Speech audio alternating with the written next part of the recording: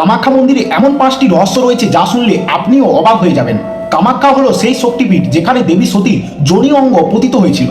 এই কারণে সেখানে দেবী মূর্তি নয়, যোনিরূপী শিলাকে পুজো করা হয়। প্রতি বছর অম্বুবাচীর সময় মন্দিরের প্রধান গর্ভগৃহ 3 দিনের জন্য বন্ধ থাকে, কারণ বিশ্বাস করা হয় এই সময় মা রজস্বলা হন এবং এই সময় পুরুষদের প্রবেশ একেবারেই নিষিদ্ধ। এবং এই সময় মন্দিরের পাশ দিয়ে বয়ে যাওয়া ব্রহ্মপুত্র নদীর জলও লাল হয়ে যায়। মন্দিরে কোনো প্রতিমা নেই, কিন্তু একটি পবিত্র কুণ্ড রয়েছে যা লাল কাপড় দিয়ে ঢেকে রাখা হয়।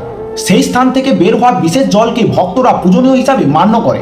আগে এখানে ছাগলের বলি দেওয়া হতো, কিন্তু এখন পুরোপুরি প্রায় নিষিদ্ধ হয়ে গেছে। সবচেয়ে রহস্যময় কথা হলো, কামাখ্যা মন্দির হলো তন্ত্র সাধনার ক্ষেত্রে একটি বড় কেন্দ্র। এখানে মা তারা, ভৈরবী ও ধূমাবতীর শক্তি সাধনা করা হয়। এমনকি বলা হয় যে কিছু তন্ত্র সাধনা এতটাই শক্তিশালী যে যে কোনো মানুষকে উধাও করে দেয়। ভিডিওটি যদি ভালো লাগে তবে অবশ্যই কমেন্টে লিখুন জয় মা কামাখ্যা।